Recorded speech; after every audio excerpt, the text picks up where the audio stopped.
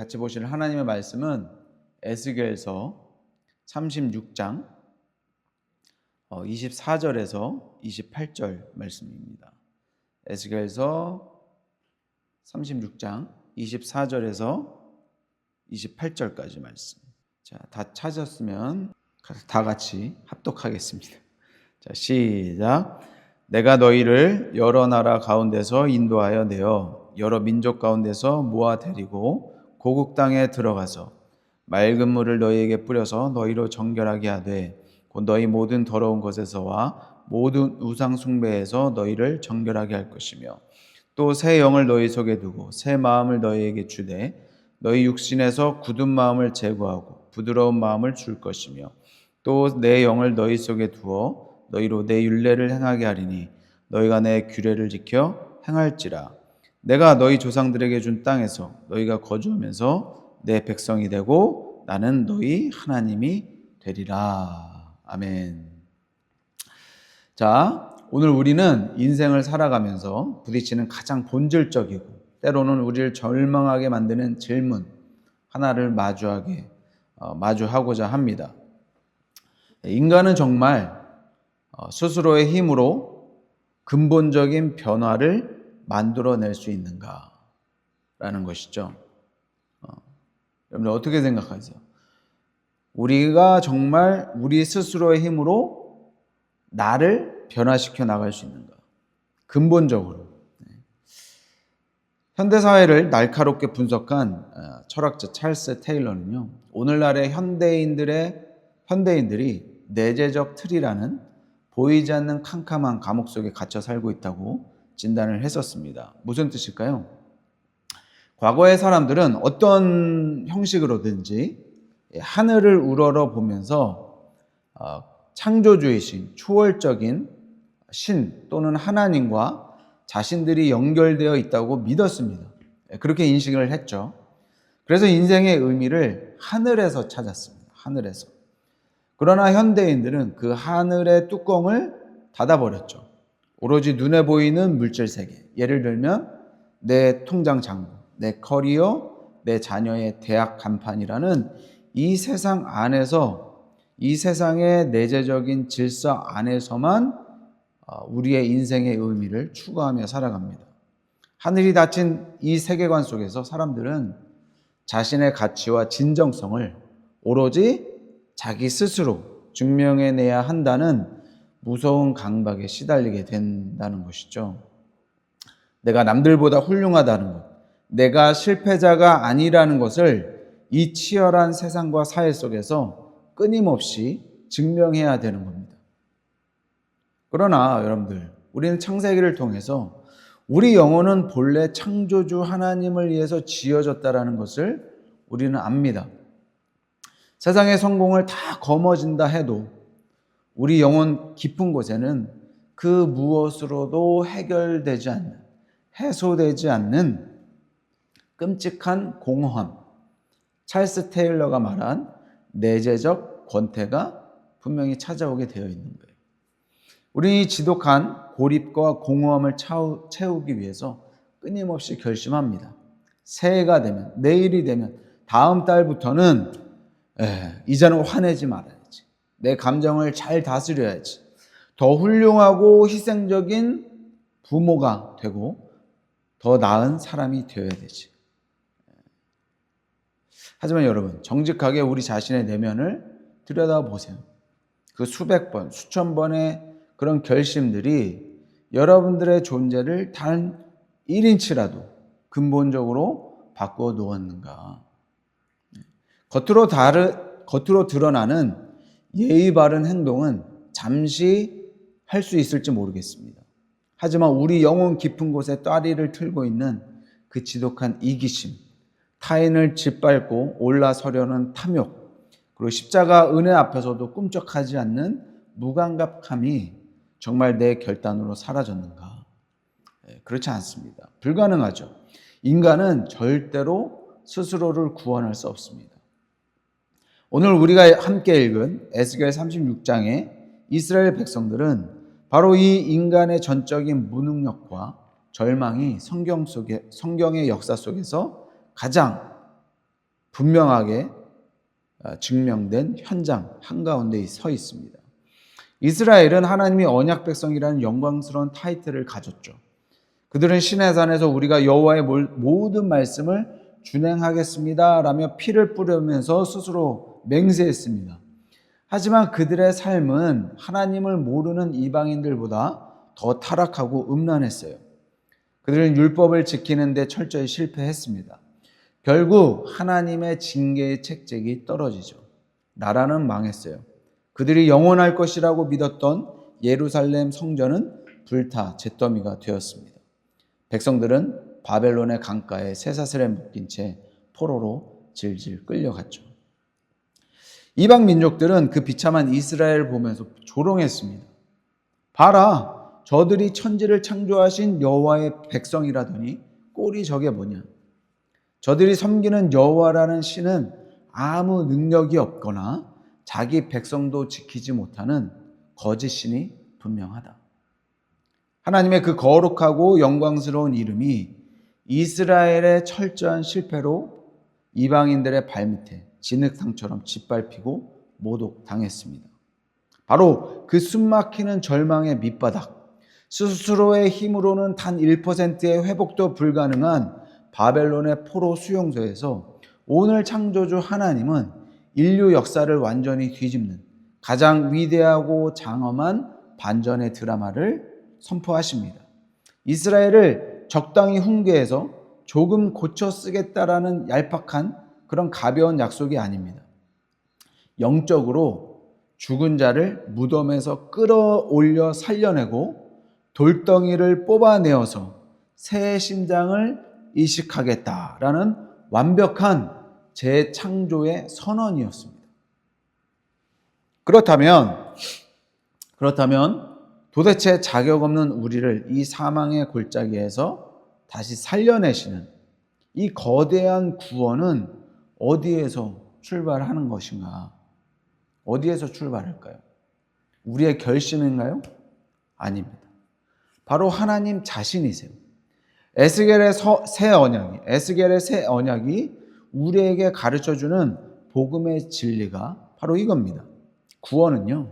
구원의 주도권은 우리의 회개나 자격이 아니라 이방인들에게 짓밟힌 당신의 명예를 스스로 회복하시려는 하나님의 거룩한 열심입니다. 오늘 본문 24절을 다시 한번 볼까요? 본문 24절. 내가 너희를 여러 나라 가운데서 인도하여 내고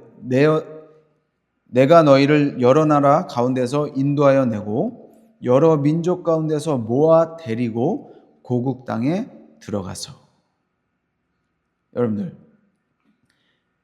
이 한 구절 안에 놀랍게도 4개의 강력한 능동적인 동사가 폭풍처럼 쏟아집니다. 인도하여 내고, take죠. 모으고, gather입니다. 데리고 와서 bring, 들어가게 하겠다. enter. 이 모든 동사를 이끌고 가는 주어가 누굽니까? 바로 내가, I will입니다. 만군의 여호와 하나님께서 친히 하시겠다 하시는 거죠. 여기에 이스라엘 백성들의 착한 행실이나 조건, 율법의 준수, 심지어 그들의 눈물 어린 회개가 단 한마디라도 포함되어 있지 않습니다. 바벨론에 포로된 이스라엘은 스스로 탈출할 능력 없는 완벽한 파산 상태, 영적인 코마 상태였어요. 그런데 하나님은 무슨 이유로, 도대체 무슨 이득이 있으시다고 이 지독한 배신자들을 다시 불러 모으시는 걸까요? 24절 바로 앞에 22절과 23절에서 그 이유가 아주 명확하게 나옵니다. 이스라엘 족속이 여러 나라에 가서 내 거룩한 이름을 더럽혔으나 나는 내 거룩한 이름을 아꼈노라. 하나님은 선포하시는 겁니다. 내가 너희를 바벨론에서 구원하는 것은 너희가 예뻐서가 아니다. 너희가 회개를 기가 막히게 잘해서도 아니다. 너희의 죄악 때문에 열방 구석구석에서 조롱받고 짓밟힌 나 여호와의 거룩한 이름, 그 실추된 나의 명예를 나 스스로 변호하고 온 우주에 회복하기 위함이다. 사랑하는 성도 여러분, 이 하나님의 말씀이 조금 매정하고 서운하게 들리십니까? 하나님이 나를 사랑해서가 아니라 자기 체면 때문에 나를 구원하시는다는 말처럼 들리세요? 전혀 그렇지 않습니다.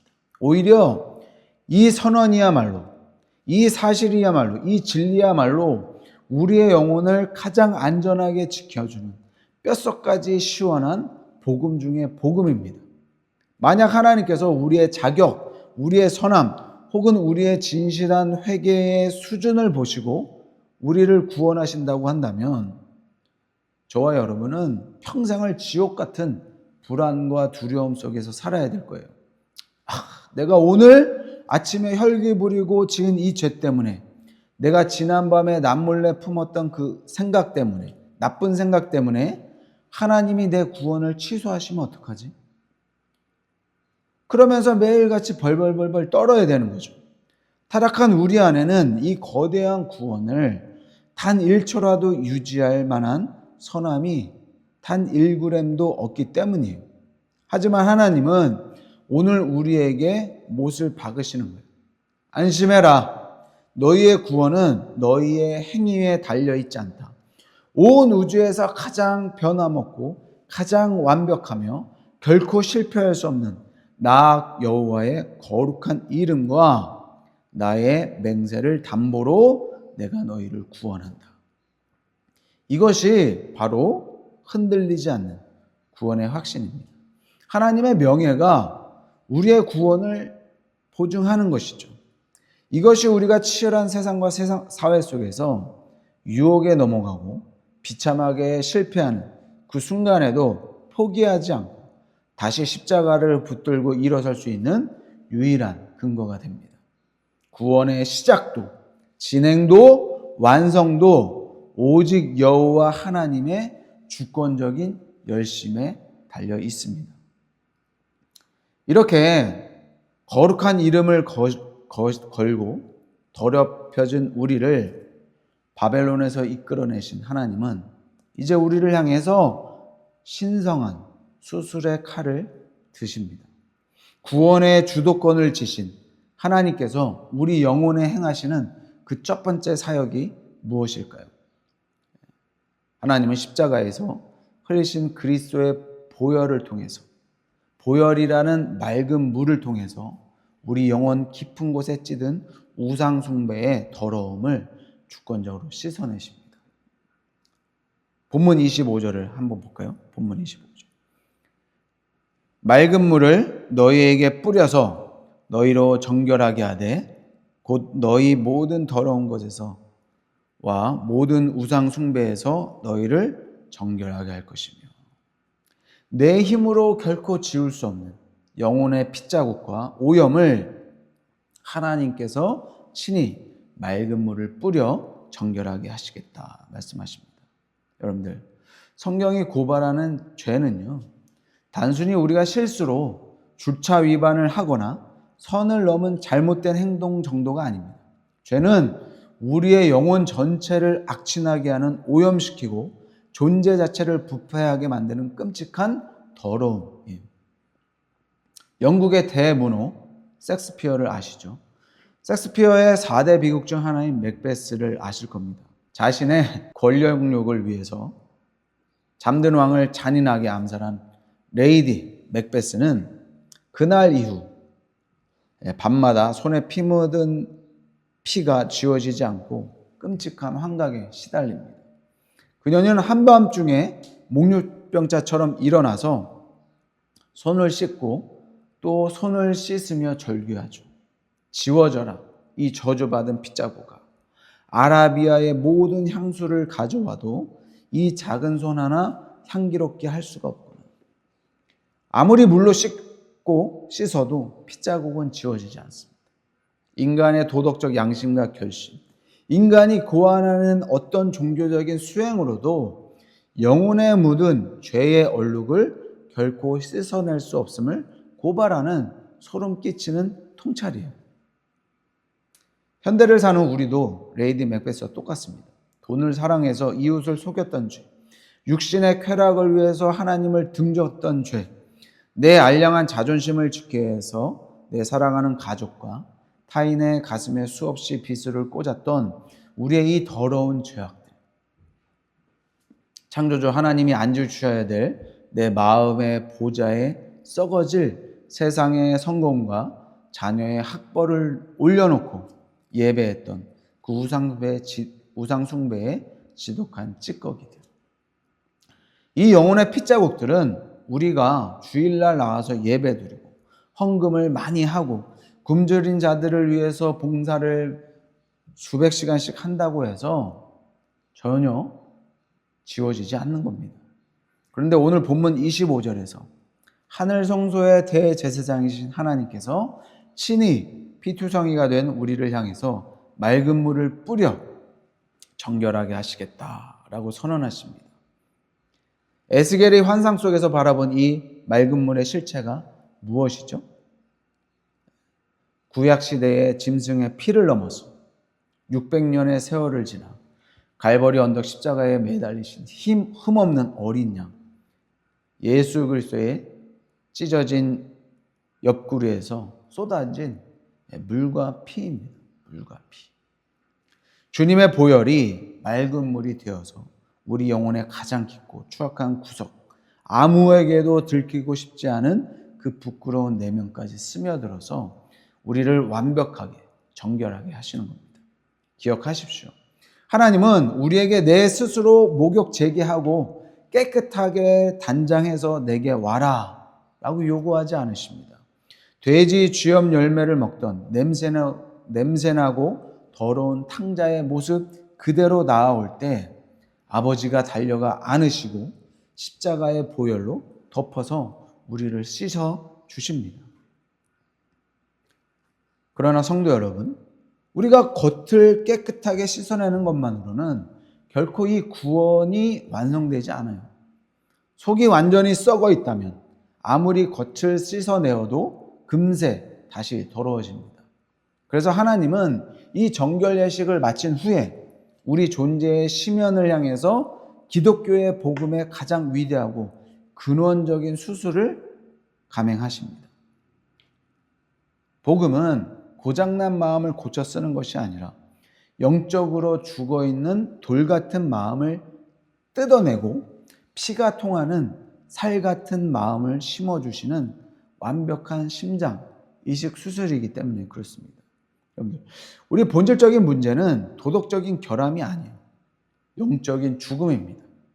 우리에게 필요한 것은 그저 가벼운 수리가 아니라 십자가를 통한 완벽한, 완전한 재창조예요. 에스겔서 전체의 신학적인 정점이자 인류를 향한 가장 무서운 진단이 담긴 26절 말씀을 다시 한번 보겠습니다. 26절 읽어보겠습니다. 시작.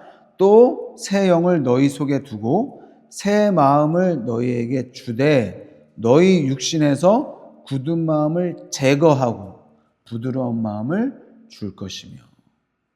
여러분들, 여기서 타락한 인간의 본질을 적나라하게 고발하는 돌 같은 마음이라는 표현을 주의 깊게 묵상해야 됩니다. 돌의 가장 뚜렷한 특징이 뭘까요? 돌의 가장 뚜렷한 특징. 차갑고 딱딱하죠. 그러나 돌의 가장 무서운 특징은 바로 반응이 없다는 겁니다. 길가에 있는 돌멩이를 바늘을 찔러 보십시오. 아파서 소리를 지를까요? 피가 날까요? 아름다운 모차르트의 고향곡을 들려준다고 생각해 보세요. 그 돌이 감동해서 눈물을 흘리나요? 아무런 반응이 없죠. 성경은 영적으로 철저히 죽어버려서 타락한 인간의 심장이 바로 이 돌덩이와 같다라고 선언하는 겁니다. 일주일에 한 번씩 습관처럼 예배당에 앉아서 하나님의 복음이, 하나님의 말씀이 선포되어도 우주를 창조하신 이가 나를 위해서 살을 찢으셨다는 그 십자가에 피 끓는 사랑이 귓가에 들려와도 내 죄의 끝이 지옥의 무서운 심판이라는 경고가 울려 퍼져도 이 돌 같은 마음은 꿈쩍도 하지 않는 겁니다. 눈물 한 방울 흘리지 않고 일말의 두려움도 느끼지 않습니다. 현대 교회의 비극 중 하나는 이처럼 심장이 멎어서 영적으로 죽어있는 시체들에게 자꾸만 착하게 살아라, 율법을 지켜라, 화내지 말아라, 긍정적으로 살아가라 라면서 도덕적인 훈계를 계속하는 데 있는 겁니다. 이것이 바로 미국 사회학자 크리스천 스미스가 경고했던 현대 기독교의 무서운 이단 사상, 도덕주의적 치유적 이실론의 병폐입니다. 십자가의 보혈과 주권적인 은혜는 사라지고 하나님을 그저 내 심리적 안정을 돕는 테라피스트나 착하게 살게 도와주는 라이프 코치 정도로 전락시켜버리는 끔찍한 사상인 거죠. 마틴 로이드 존스 목사님도 이러한 현상에 대해서 불을 토하듯 말씀을 전했습니다. 인간의 가장 본질적인 문제는 환경이 나쁘거나 교육을 못 받아서가 아닙니다. 도덕적 의지가 부족해서도 아닙니다. 그들의 마음이 하나님을 향해서 완전히 완벽하게 죽어 있다는 겁니다. 여러분들 그렇습니다. 영적으로 죽어있는 돌멩이에게 도덕을 명령하는 것은 묘지에 가서 시체들에게 체조를 가르치는 것만큼이나 헛된 일이죠. 우리에게 필요한 것은 낡은 마음을 조금 고쳐 쓰는 수리가 아니라 마음의 이식입니다. 살아있는 심장의 이식이죠. 찰스 스펄전 목사님의 탁월한 표현을 빌리자면 하나님은 우리의 낡고 병든 심장에 연고를 발라서 조금 고쳐 쓰는 분이 아닙니다.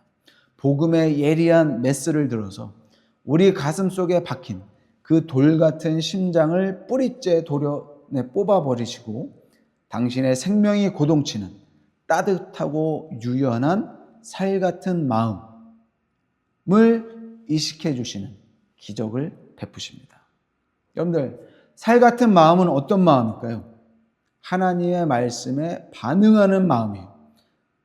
나를 살리신 십자가의 사랑을 생각하면 나도 모르게 가슴이 뜨거워지고 눈물이 흐르고 내가 이 치열한 사회 속에서 돈과 자존심 때문에 이웃을 짓밟고 죄를 지으면 가슴이 찢어져서 아파서 회개할 수밖에 없는 살아있는 마음인 것이죠. 창조주 하나님의 압도적인 아름다움을 발견하고 그분을 향해서 쿵쾅거리며 박동하는 살아있는 심장, 그것입니다. 여러분들, 오늘 이 아침에 여러분의 심장이 하나님을 향해서 뜨겁게 반응하며 뛰고 있습니까? 그것은 여러분의 본성이 남들보다 원래 착하고 선해서가 결코 아닙니다. 우주 최고의 의사이신 하나님 아버지께서 여러분 안에 기적적인 영적 심장 이식을 이미 행하셨기 때문에 그런 것이죠. 우리는 자격 없이 맑은 물로 씻김을 받고 피가 통하는 살 같은 새 마음을 이식받았습니다. 그렇다면 그 새 심장이 도중에 멈추지 않고 남은 평생 동안 계속해서 생명력 있게 박동하려면 무엇이 필요할까요? 이 심장을 돌리는 신성한 엔진이 필요합니다. 그것이 본문 27절이 선포하는 새 언약의 놀라운 클라이맥스예요. 읽어보겠습니다. 27절 시작. 또 내 영을 너희 속에 두어 너희로 내 율례를 행하게 하리니 너희가 내 규례를 지켜 행할지라. 새 언약의 완성은요, 우리 안에 친히 내주하시는 성령님을 통해서 율법적 의무가 자발적이고 기쁨의 순종으로 변화되는 기적입니다. 놀랍죠? 하나님은 우리에게 율법이라는 무거운 짐만 던져주시고 구경하시는 분이 아니십니다. 그 법을 기쁨으로 지켜낼 수 있는 성령의 능력을 우리 안에 부어주세요. 27절의 위대한 언약이 바로 그 말씀입니다. 여러분, 이것이 모세가 시내산에서 받았던 옛 언약과 에스겔이 바벨론 강가에서 받은 새 언약을 가르는 결정적이고 위대한 차이예요. 옛 언약 안에서는 하나님의 법이 차가운 돌판에 새겨져서 우리 밖에 있었습니다. 율법은 밖에서 우리를 향해서 살인하지 마라, 간음하지 마라, 이웃의 것을 탐내지 마라, 거룩하게 살라 라고 준엄하게 명령했습니다. 하지만 타락하여 힘이 없는 우리에게는 그 완벽한 법을 지켜낼 능력이 전혀 없었죠. 그래서 밖에서 주어지는 율법은 결국 우리의 죄악을 고발하고 우리를 죽이는 정죄의 도구가 될 수밖에 없었습니다. 하지만 새 언약은 차원이 다릅니다. 하나님은 시내산의 돌판에 새겨졌던 그 율법을 이제 십자가의 피로 이식해 주신 우리의 살 같은 마음판 안에 깊이 새겨 넣으십니다. 그것도 모자라서 하나님의 영, 예수 그리스도의 영이신 성령을 우리 영혼 한가운데 탁 좌정하게 하시는 거죠. 내비게이션만 주고 알아서 찾아가라 라는 것이 아니라 아예 성령 하나님께서 내 인생의 운전석에 동승하셔서 내 삶을 주권적으로 이끌어 가시는 겁니다. 팀 켈러 목사님은요, 성령께서 우리 안에 일하시는 이 놀라운 순종의 변화를 이해하기 쉽게 모차르트의 유추로 설명한 적이 있습니다. 여러분들, 음악의 가치와 아름다움을 전혀 모르는 어린아이에게 피아노 앞에서 앉아서 연습하라고 엄마가 잔소리를 계속한다고 생각해 보세요. 그것은 끔찍한 고역이고요, 강압적인 율법입니다. 그 아이는 엄마와 선생님을 볼 때마다 억지로 건반을 두드리고 어떻게든 도망갈 궁리를 할 거예요. 그것에는 두려움과 의무감만 있을 뿐입니다. 기쁨이 전혀 없어요. 그런데 어느 날 어린아이가 위대한 모차르트의 고향곡을 듣고 그 음악의 압도적인 아름다움과 선율에 영혼을 빼앗기듯 매료됩니다. 나도 저렇게 아름다운 연주를 하고 싶다. 그 음악의 아름다움이 그 아이의 마음을 사로잡는 순간 피아노 연습은 더 이상 엄마가 무서워서 하는 억지스러운 율법이 아닌 것이죠. 자발적이고 가슴 벅찬 기쁨이자 특권이 되는 겁니다. 밤을 새워서 연습해도 지치지 않아요. 성령께서 우리 안에서 하시는 가장 위대한 일이 바로 이것입니다. 성령님은 세상을 향해서 멀어져 있던 우리의 영적인 눈을 확 열어 젖혀주셔서 십자가에 달리신 예수 그리스도의 그 영광스러운 아름다움을 보게 해주세요. 우주 만물의 창조주께서 나 같은 더러운 벌레를 위해서 십자가에서 발가벗겨지시고 피 흘리신 그 사랑이, 나를 위해서 생명을 던지신 그 희생이 얼마나 미치도록 아름답고 압도적인지를 뼛속 깊이 깨닫게 해주시는 거예요. 그리스도의 아름다움에 우리 영혼이 사로잡히는 순간 우리 삶의 순종은 완전히 차원이 달라지는 겁니다. 우리가 드리는 주일 예배, 11조 헌금, 피곤한 몸을 이끌고 하는 교회 봉사가 이거 안 하면 지옥 갈까봐, 이거 안 하면 하나님이 나의 인생을 막으실까봐, 지옥 가게 하실까봐 그렇게 무서워서 억지로 하는 율법적인 의무가 아닌 것이죠. 나를 살리신 그 하나님의 사랑이 너무나 커서, 그 은혜가 너무나 좋아서 자발적으로 기뻐하며 내 것을 내어드리는 특권으로 완전히 바뀌는 기적이 일어나는 겁니다.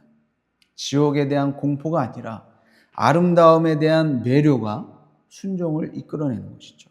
억지스러운 의무가 가슴 찌는 기쁨으로 바뀌는 이 동력, 이것이 바로 성령의 내주하심을 경험한 참된 하나님 나라 백성의 확실한 표지인 것입니다.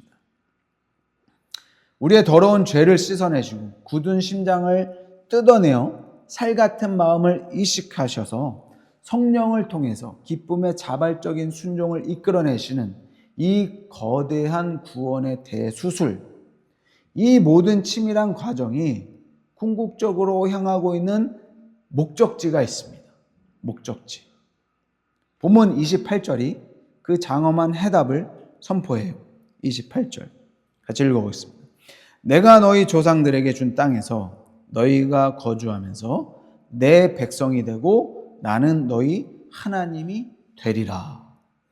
우리의 구원은요, 단지 지옥 가지 않고 천국행 티켓을 얻어내는 그런 가벼운 거래가 아닙니다. 그것은 창조주 하나님과 피조물인 우리가 영원히 사랑을 주고받는 가장 친밀한 관계의 완성이에요. 대단원의 막을 내리는 28절이 바로 그 말씀입니다. 여러분들, 이 위대한 선언은요, 에스겔의 구석에만 나오는 단순한 문장이 아닙니다. 이것은 창세기에서 요한계시록에까지 성경 전체를 관통하는 거대한 서사, 구속사의 핵심 언약 공식이에요. 하나님께서 이스라엘을 애굽에서 건져내어서 시내산에 서게 하실 때도, 다윗과 영원한 집을 약속하실 때도, 골고다 언덕에서 십자가를 세우실 때도, 그리고 요한계시록 21장에서 새 예루살렘이 하늘에서 내려올 때도 성경은 변함없이 이 공식을 외칩니다. 나는 너희의 하나님이 되고 너희는 내 백성이 되리라. 하나님은 우리를 단순히 율법을 기계적으로 잘 지키는 그러한 로봇 같은 사람을 만들기 위해서 하나님의 아들을 찍고 이 엄청난 심장 이식 수술을 감행한 것이 아니세요. 반역하고 죽어 마땅한 우리를 온 우주의 주관자이신 당신과 인격적으로 깊이 사랑을 주고받는 거룩하고 흠없는 신부로 삼기 위함이었습니다. 우리가 추구하는 하나님의 나라의 본질은 그래서 눈에 보이는 화려한 영토나 금은보화가 널려있는 어떤 장소가 아닙니다. 통치자이신 하나님과 통치받는 백성인 우리 사이에 무너졌던 그 친밀한 인격적인 관계가 완벽하게 회복되는 것. 우리가 그분의 다스림을 억압이 아니라 생명처럼 즐거워하고 창조주 하나님은 우리를 당신의 눈동자처럼 아끼고 기뻐하시는 그 뗄래야 뗄 수 없는 그 영광스러운 연합, 그 관계가 회복된 곳, 그곳이 바로 하나님의 나라인 것이죠. 에스겔서 36장의 이 완벽한 재창조의 역사가 우리 삶에 임할 때 절망의 쇠사슬에 묶여있던 바벨론 포로 수용소와 같았던 우리의 팍팍한 삶과 황폐한 인생의 땅이 비로소 하나님의 통치와 샬롬이 충만하게 임하는 영광스러운 에덴 동산으로 작은 하나님의 나라로 변모하기 시작하는 것입니다.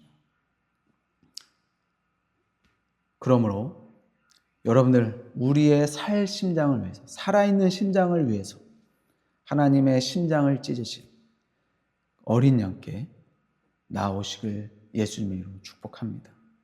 오늘 에스겔 36장에 선포된 이 장엄한 새 언약의 약속은 에스겔이 선포한 지 약 600년의 세월이 흐른 뒤에 예루살렘 성문 밖 갈보리 언덕 위에서 단번에 그리고 영원히 성취되었습니다.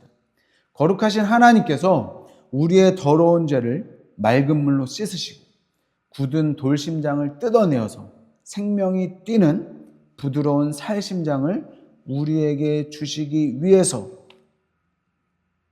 우리의 지은 그 죄악의 값, 하나님의 진노와 심판의 저주를 십자가에서 피 흘려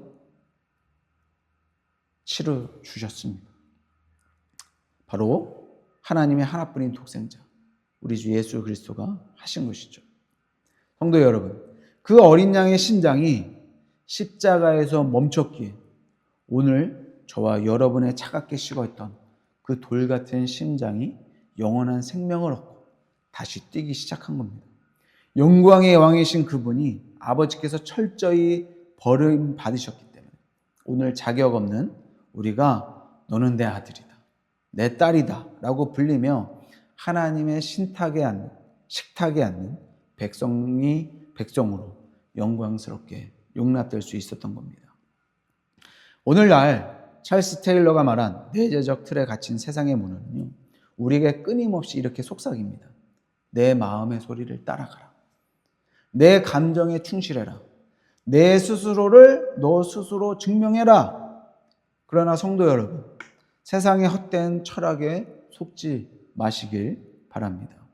타락하고 이기적인 우리의 옛마음을 따라가면 그 종착역은 끔찍한 파멸과 지옥의 죽음뿐입니다.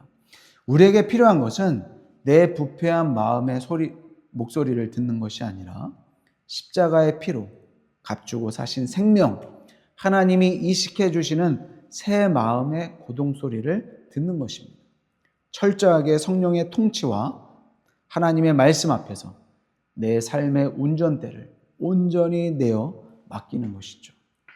오늘 이 시간 세상의 일에는 기민하게 반응하면서도 하나님의 사랑 앞에서는 여전히 돌처럼 굳어져 있는 자신의 마음 때문에 절망하고 눈물 짓는 분이 계십니까? 이거 안 하면 벌 받을 텐데 라는 억지스러운 율법의 의무감에 지쳐서 신앙의 기쁨을 잃어버리고 바벨론의 포로처럼 바짝 메말라가는 분이 계십니까? 오늘 이 위대한 에스겔의 언약, 십자가에서 예수님의 피로 확증된 이 놀라운 복음의 생명을 붙드시길 예수님으로 축복합니다. 주님, 내 안에는 단 1%의 선한 것도 없습니다. 나는 여전히 세상의 정욕에 예민하고 십자가 앞에는 돌처럼 차갑습니다. 주님, 내 힘으로는 나를 단 1인치도 바꿀 수 없음을 오늘 이 시간 철저히 항복하며 고백합니다. 주님, 수술의 칼을, 메스를 들어주시옵소서. 약속하신 대로 내 안에 돌 심장을 도려내시고 제거해 주시고 그리스도의 피가 통하는 부드러운 새 마음을 이식하여 주시옵소서. 성령을 물 붓듯 부어주사 내 메마른 심장을 주님의 보혈로 흠뻑 적시고 의무가 아닌 진정한 순종의 기쁨이 내 영혼에서 터져나오게 하여 주옵소서. 오늘 이 예배의 자리에서 울려 퍼지는 이 간절하고 상한 심령의 부르짖음 속에 여러분의 낡은 삶을 전적으로 재창조하시는 하나님의 주권적인 은혜가 이 이민 사회 또 이 텍사스의 거센 비바람을 뚫고 폭포수처럼 쏟아져 내리기를 우리에게 새 생명을 주신 영원한 왕 예수 그리스도의 이름으로 간절히 축복합니다. 우리 기도하겠습니다.